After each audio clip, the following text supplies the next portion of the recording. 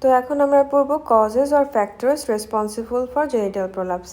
তো এখানে কিছু প্রিডিসপোজিং ফ্যাক্টর আছে আর কিছু অ্যাগ্রাভেটিং ফ্যাক্টর আছে। তো প্রিডিসপোজিং ফ্যাক্টরের মধ্যে দুই রকমের, একটা হচ্ছে injury sustained during child birth, আরেকটা হলো congenital. Sustained during child birth, এখানে যেটা হয়েছে যে বিভিন্ন লিগামেন্ট যেগুলো আছে ওগুলোতে ওভার স্ট্রেচিং হয়েছে বা ইনজুরি হয়েছে, ইভেন নিউরোমাস্কুলার নিউরোমাস্কুলার ড্যামেজও হয়েছে। তো আমরা একটা করে দেখি যে কি কি হয় চাইল্ড বার্থের সময়, কি কি ইনজুরি হতে পারে। যেমন দেখো এখানে ডিউরিং ভ্যাজাইনাল ডেলিভারি কিছু সাপোর্ট আছে ইউটেরাস এবং ভ্যাজাইনাল, এগুলা কিন্তু স্ট্রেচড আর টর্ন হতে পারে। স্পেশালি যে ম্যাকেনরস লিগামেন্ট আর ইউটেরাস অ্যাক্টার লিগামেন্ট যেটা আমরা পড়ে এসেছি, ওটা হচ্ছে দেখা যায় যে স্ট্রেচের কারণে টর্ন হয়ে যায়। তো এই লিগামেন্ট তো কাজ ছিল, এরা হচ্ছে ইউটেরাসকে হোল্ড করতো এবং ফোর্সফুল লেবারে এরা টিয়ারও হয়ে যেতে পারে। তো premature bear down efforts prior to full dilatation of the cervix. তো এইখানে দেখো যে এই যে ওভার স্ট্রেচিংগুলা, এই over stretching of Mackenrodt's ligaments and uterosacral ligament, এগুলো কেন হচ্ছে? তো এটা হচ্ছে প্রথমত হচ্ছে early pushing before cervix fully open. Cervix open হওয়ার আগে যদি পুশ করে তাহলে হচ্ছে প্রেশার হয় ইউটেরাসের এবং ইউটেরাসের সাপোর্টে একটা প্রেশার পড়ে, তো তখন এই যে ওভার স্ট্রেচিংটা হয়। Delivery with forceps or ventouse with forceful traction. তো ফোর্সফুল ইনস্ট্রুমেন্ট যেগুলো আছে ওগুলা দিয়ে মেকানিক্যাল ড্যামেজ হয় সফট টিস্যুতে, মানে এই যে ফরসেপ আর ভেন্টোস যেগুলো আছে সেগুলো দিয়ে একটা ট্র্যাকশন হয়, তো তখন একটা ইনজুরি হয়। Prolonged second stage of the labour. তো এই যে লেবারে যখন যত প্রলং হবে, বেবিজ হেড যতক্ষণ পর্যন্ত লঙ্গার যত বেশি থাকবে, স্ট্রেচ আর ড্যামেজ হবে পেলভিক মাসেলে তত বেশি। এবং প্রিসিপিটেড লেবার যেগুলো আছে ভেরি র্যাপিড ডেলিভারি হচ্ছে, sudden strain on pelvic floor, তখন পেলভিক ফ্লোর একটা সাডেন একটা স্ট্রেইন হবে, তো আলটিমেটলি টিয়ার হয়ে যেতে পারে। তাহলে প্রিসিপিটেড লেবার আছে। আর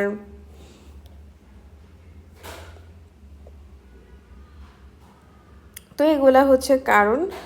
আমরা দেখি যে ওভার স্ট্রেচিং অ্যান্ড আচ্ছা, আরেকটা জিনিস হচ্ছে যদি large baby delivery of large baby, তো হেভিয়ার ওয়েট যদি হয় তখন মোর প্রেশার পড়ে ইউটেরাইন এবং ভ্যাজাইনাল সাপোর্টকে।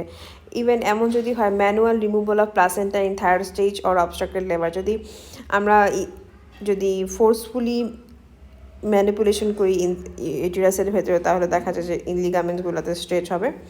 আচ্ছা, এন্ডোপেলভিক ফাসাস শীত যদি ব্রেক হয় সেভাবে হতে পারে। এন্ডোপেলভিক ফাসাস শীত ব্রেক হয় হচ্ছে ওভার স্ট্রেচ হলে অর টর্ন হলে। তারপর পেরিনিয়ামে তো আমরা যে ইউটেরাইন সাপোর্টে যেগুলো পড়েছিলাম সেগুলোতেই যদি ওভার স্ট্রেচিং বা যদি টর্ন হয় তখন যে অবস্থা হবে সেটার কথা বলেছে। Imperfect repair of the perineal injuries. তো এই যে ইনজুরি যেগুলো হয়েছিল পেরিনিয়ামে, সেগুলো যদি আমরা রিপেয়ার ঠিক মতন না করি এবং লেভেটর ফাংশনের লস হলো, লেভেটর অ্যানাই মাসেল আছে সেটা হচ্ছে আমাদের কি পেলভিক ফ্লোর মাসেল, তো এটা যদি চাইল্ড বার্থের সময় ড্যামেজ হয় এবং টোনটা লস হয়ে যায়, তো তখন ইউটেরাসটা পজিশনে থাকতে পারে না। এবং নিউরোমাস্কুলার ড্যামেজ এটার কথা বলেছে যে এখানে লিভেটার অ্যানাই মাসেলের যে নার্ভ আছে সেটা যদি ড্যামেজ হয়ে যায় লেবারের সময় তখন মাসেল কন্ট্রোলকে অ্যাফেক্ট করে এবং তখন দেখা যায় যে এরকম প্রোলাপস হতে পারে। এবং লস অফ কোঅর্ডিনেশন যদি হয় তখন হচ্ছে উইক একটা সাপোর্ট থাকবে। এবার আমরা কনজেনিটালে চলে যাই। কনজেনিটাল উইকনেস থাকতে পারে সাপোর্টিং স্ট্রাকচারে, এবার জেনেটিক কানেক্টিভ টিস্যু ডিফেক্ট থাকতে পারে। তারপর অ্যাগ্রাভেটিং ফ্যাক্টরের মধ্যে সবার আগেই আসতেছে পোস্ট ম্যানোপোজাল অ্যাট্রোপি। এখানে ম্যানোপোজের পরে ইস্ট্রোজেন যেহেতু ড্রপ হয়ে যায়, তো তখন টিস্যু অনেক থিন হয়ে যায় এবং উইক হয়ে যায়, তখন মাসেলগুলো অ্যাট্রোপি হয়ে যায়, লিগামেন্ট ফাসা ইউটেরাস এগুলা হচ্ছে no longer held. Even intra abdominal pressure যদি বেড়ে যায়, তো যেমন সিওপিডির ক্ষেত্রে বা কনস্টিপেশনের ক্ষেত্রে, সেক্ষেত্রেও দেখা যায় যে অ্যাগ্রাভেট হচ্ছে। ইন্ট্রা অ্যাবডোমিনাল প্রেশার যদি বেড়ে যায় লাইক সিওপিডি এবং হচ্ছে কনস্টিপেশন, তো তখনও স্ট্রেইন বেশি হয়। ইভেন যদি ইউটেরাসের ভিতরে ওয়েট বেড়ে যায়, যেমন হচ্ছে decreased of uterus like fibroid আর মায়ো হাইপারপ্লাসিয়া, তো ফাইব্রয়েড আর মাইলো হাইপারপ্লাসিয়া হলে ইউটেরাসটা হেভিয়ার হয়ে যায় এবং গ্র্যাভিটিটাকে ইজিলি অনেক বেশি পুল করে, তো তখন প্রোলাপস হয়। পাশাপাশি অ্যাস্থেনিয়া বা আন্ডার নিউট্রিশন, অ্যাস্থেনিয়া হচ্ছে জেনারেলাইজ বডি উইকনেস বা আন্ডার নিউট্রিশন বা মাসেল ওয়াস্টিং যদি থাকে, তখন আন্ডার নিউট্রিশন বা মাসেল ওয়াস্টিং হয়, তো তখন প্রোলাপস হতে পারে। বা অবেসিটি হলেও ইন্ট্রাঅ্যাবডোমিনাল প্রেশার বেড়ে যায়। অকুপেশনের উপর ডিপেন্ড করে, যে ওয়েট লিফটিং অকুপেশন করলে তখন দেখা যায় যে হেভি লোড ক্যারি করলে রিপিটেড প্রেশার পড়ে পেলভিসে।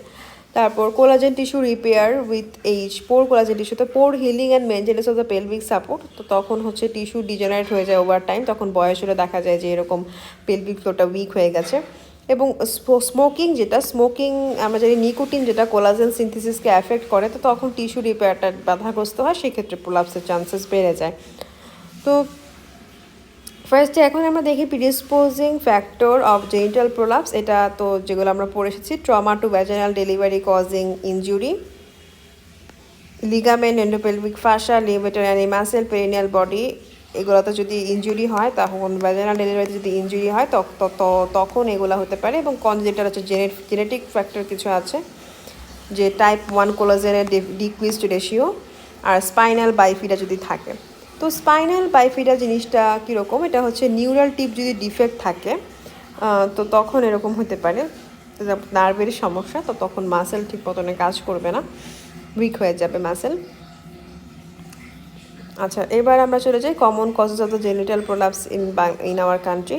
কমন কজেসের মধ্যে repeated child birth, inborn weakness, যে দুটার কথা বলেছে সেগুলো, তারপর অনেক বেশি ভারী কাজ করা, আন্ডার নিউট্রিশন এবং পোস্ট মেনোপজাল অ্যাট্রোফি অকুপেশন, একটা অ্যাগ্রাভেটিং ফ্যাক্টর যা আমরা পড়েছি মোটামুটি সেগুলো এখানে বলে দিলে হবে।